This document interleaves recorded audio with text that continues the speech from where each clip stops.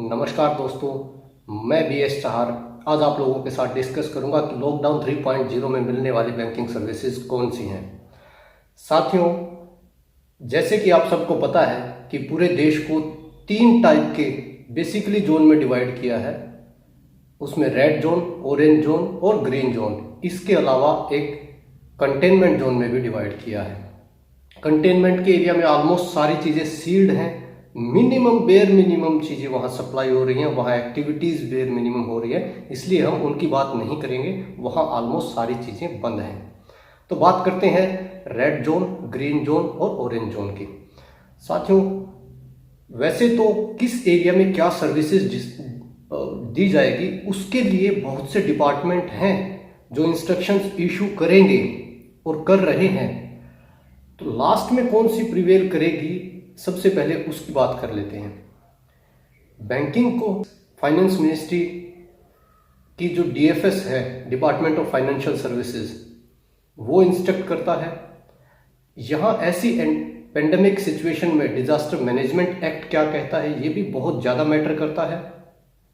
इसके अलावा home ministry की इंस्ट्रक्शंस भी मैटर करती हैं। उसके बाद आती है state level bankers committee SLBC, वो क्या इंस्ट्रक्शंस जारी करती हैं, उसके ऊपर भी बैंकिंग सर्विसेज डिपेंड करती हैं।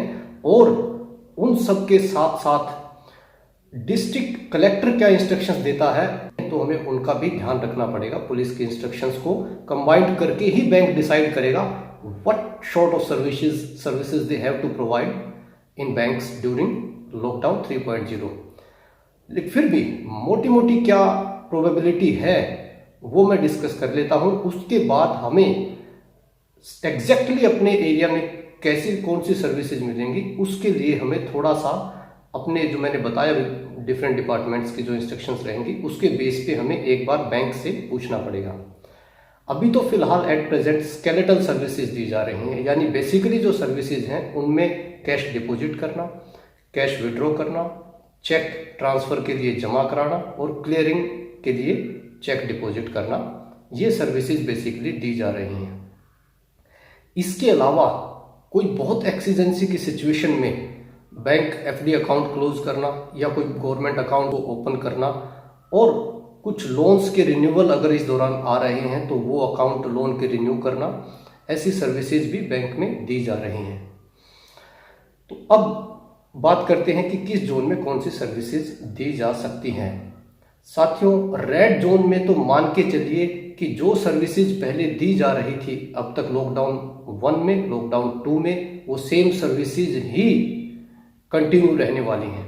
अभी जो महाराष्ट्र SLBC ने जो इंस्ट्रक्शंस दी हैं उसके अकॉर्डिंग जो रेड जोन है उसमें ब्रांचेज अपनी हाफ स्टाफ की कैपेसिटी से काम करेंगी, उसमें वही स्केलेटल सर्विसेज दी जाएंगी। उसके साथ एडिशनली जो कोविड लोन वगैरह की, जो लोगों की सहायता के लिए, बिजनेसमैन की, एग्रीकल्चर की, या जो रिटेल लोनी है, उनकी हेल्प के लिए कुछ स्कीम्स जो बैंक ने निकाली हैं वो कंटिन्यू करने के लिए लोन के काम भी किए जाएंगे।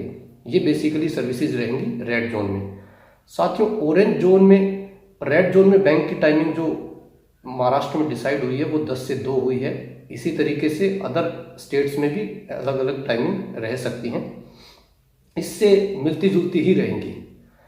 अब बात करते हैं ऑरेंज जोन की। साथियों, ऑरेंज और ग्रीन जोन के लिए सेम इंस्ट्रक्शंस है। पूरा स्टाफ काम करेगा, सभी सर्विसेज दी जाएंगी। सुबह 10 से शाम 4 बजे तक कस्टमर्स के लिए बैंकिंग होगी और उसके बाद 5 बजे तक बैंक के ऑफिस आवर्स रहेंगे।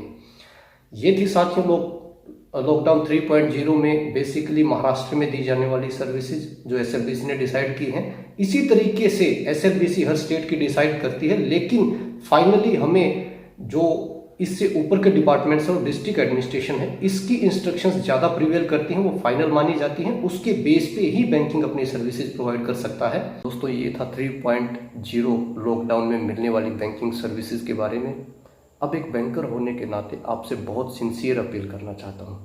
साथियों, भले ही कुछ जगह ऑरेंज और ग्रीन जोन में कुछ एक्स्ट्रा सर्विसेज की छूट दे दी है, लेकिन फिर भी ज़्यादा भीड़ भाड़ ना लगे, वो बैंक्स अब कोरोना के हॉटस्पॉट ना बने, कोरोना प्रदेश में यही ब्रेक लगे। इसके लिए बहुत ज़रूरी है हम बहुत सिग्निफिकेंट काम के लिए बैंक में जाए। जो काम इनसिग्निफिकेंट हैं वो बाद में कर लेंगे साथियों, बहुत उम्र पड़ी है। बस अब भी एक बार इस जो वैश्विक बीमारी है इसको कंट्रोल करना है, देश को इससे उभारना है और इसमें सबने योगदान देना है। यही एक सिंसियर अपील है आपके परिवार की और आपके अच्छे स्वास्थ्य की मंगल कामना करता हूँ।